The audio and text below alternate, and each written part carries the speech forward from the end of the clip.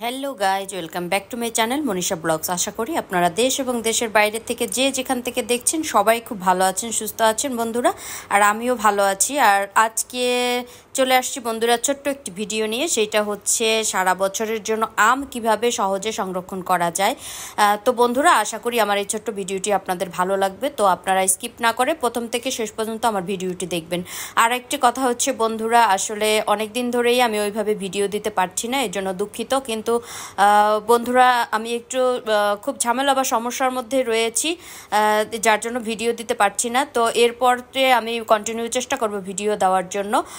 তো বন্ধুরা, দেখতেই পাচ্ছেন আমি সেই আমগুলিকে সুন্দর করে প্রথমেই সেই ধুয়ে নিলাম। এরপরে হচ্ছে কাটার জন্য চলে আসলাম। তো দেখতে পাচ্ছেন আমগুলি কিন্তু আসলে খুব বড় বড় ছিল এবং হচ্ছে আমগুলি আসলে বন্ধুরা সেই যে ঝড় হয়েছে, মেবি ঝড়ে আমগুলি পড়েছে। তো আমি প্রতি বছর চেষ্টা করি এভাবে আম সংরক্ষণ করার জন্য, এবং হচ্ছে সারা বছর যে আমের জুস খেয়ে থাকি বা হচ্ছে টক ডাল খেয়ে থাকি বা আম রান্না খেয়ে থাকি। তো সেই জন্য আমি আমগুলিকে এভাবে প্রতি বছরে সে সংরক্ষণ করে থাকি। তো এবছরও চেষ্টা করেছি, কিছু আম নিয়ে আসলাম প্রথমবারের মতো আজকে, যে দেখি আম আসলে রাখার সময় হয়েছে কিনা। তো দেখলাম যে না, এখনই আম সংরক্ষণ করার সে সঠিক সময়, এই জন্য আমি সেই আমগুলিকে নিয়ে আসলাম। তো দেখতে পাচ্ছেন আমটা আমি সুন্দর করে ছুলে নিয়েছি। এবারে হচ্ছে আমটা আপনাদেরকে আমি কেটে দেখাচ্ছি যে আমটা কি রকম হয়েছে। এবং দেখতে পাচ্ছেন আমটা কাটতে কিন্তু আমার কিন্তু একটু সমস্যাই হচ্ছে, কারণ হচ্ছে আমটা খুবই বাতি হয়ে গেছে। আর এখনই কিন্তু আম রাখি করার খুব ভালো সময়। আর হচ্ছে বন্ধুরা, আমটা কাটার পরে এরপর ভিতরে দেখবেন একটা পাতলা ছোলার মতো থাকে। তো আপনারা এই আমের ভিতরের যে পাতলা আবরণটা রয়েছে সেটাকে ফেলে দিবেন। তো এভাবে করে আমগুলি আমি সুন্দর করে সেই চার পিস করে নিচ্ছিলাম একটা আমে। আর যেহেতু আমগুলি অনেক বড় বড়, সেহেতু বন্ধুরা সেই ডালের ভিতরে 2 পিস দিলেই হচ্ছে টক ডাল হয়ে যাবে, এই জন্য আমি এভাবেই করে কেটে রাখি।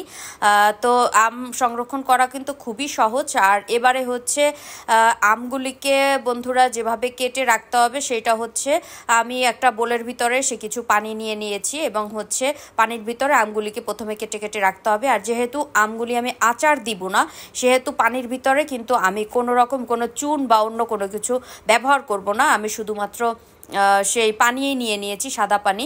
তো এর মধ্যে আমি সব আমগুলিকে একে একে কেটে রাখবো এবং হচ্ছে সে পরবর্তীতে আমি পিচ করব। তো প্রথমটা আপনাদেরকে পিচ করে দেখালাম। তো বন্ধুরা, আপনারা চাইলে খুব সহজেই এভাবে আম আপনারা সারা বছরের জন্য সংরক্ষণ করতে পারেন।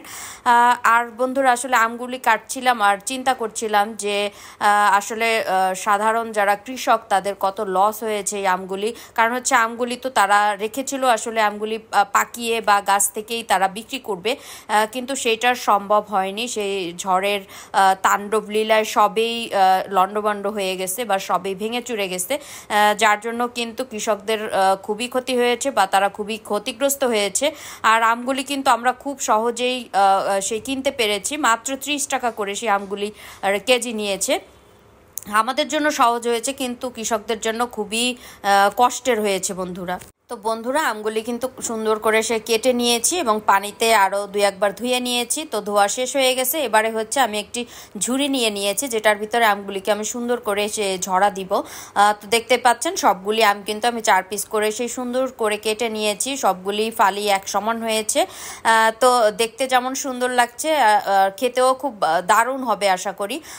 তো আমি কিন্তু সারা বছর এভাবে টমেটো সংরক্ষণ করে থাকি। তো আপনারা চাইলে খুব সহজে আম এইভাবে সংরক্ষণ করতে পারেন। এবং আমগুলিকে কিন্তু বেশ কিছু সময় ঝরা দিয়ে রাখতে হবে, যেন আমের গায়ে কোনোভাবেই পানি না থাকে, যেন একটু শুকনা থাকে। তাহলে সে সারা বছরের জন্য সংরক্ষণ করতে অনেক সুবিধা হবে এবং আমগুলি নষ্ট হয়ে যাওয়ার কোনো সম্ভাবনা থাকবে না। তো এই তো বন্ধুরা, আমগুলি আমি সুন্দরভাবে সেই ঝুড়িতে ঢেলে নিলাম বা ঝরা দেওয়ার জন্য কিছুক্ষণের জন্য আমি রেখে দিব। তো বন্ধুরা, দেখতেই পাচ্ছেন আমার কিন্তু আমগুলি সুন্দর করে কাটাও হয়ে গেছে, ধোয়াও হয়ে গেছে এবং হচ্ছে আমি একটি ঝুড়িতে করে সুন্দর করে সেই আমগুলিকে ঝরা দিয়ে নিয়েছি। তো কাটার পরে আসলে এইরকম পিস হয়েছে। তো আশা করি আপনাদেরও ভালো লেগেছে এবং হচ্ছে আপনারাও এভাবে সংরক্ষণ করতে পারেন। এবারে যেটা করতে হবে সেটা হচ্ছে, এই দেখেন আমি কিন্তু 2টা পলি নিয়ে নিয়েছি ডাবল করে, যেন একটু মোটা হয়।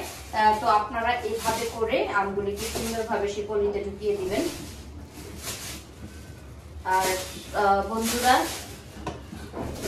ভিডিওটি আজকে এ পর্যন্তই শেষ করব। তো আমার ভিডিওটি যদি ভালো লাগে অবশ্যই আপনারা একটু লাইক কমেন্ট শেয়ার করুন। আর বন্ধুরা, আমি বরাবরের মতো যে কথাটি সবসময় বলে থাকি সেটা হচ্ছে আপনারা যদি আমার পাশে থাকেন তো আমি অনেক দূর এগিয়ে যেতে পারবো। এই তো দেখতে পাচ্ছেন আমি কিভাবে আমগুলিকে সুন্দর করে পলি করে নিয়েছি। এবারে ফ্রিজের কাছে চলে আসলাম।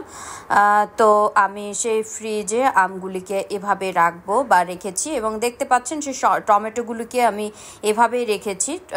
তো আশা করি আপনারা এভাবে খুব সহজেই সংরক্ষণ করতে পারবেন। আর বন্ধুরা, আপনাদের অনুপ্রেরণা আমার পথ চলার পথে, তো আমার চ্যানেলটিকেও সাবস্ক্রাইব করে দেবেন। Thank you.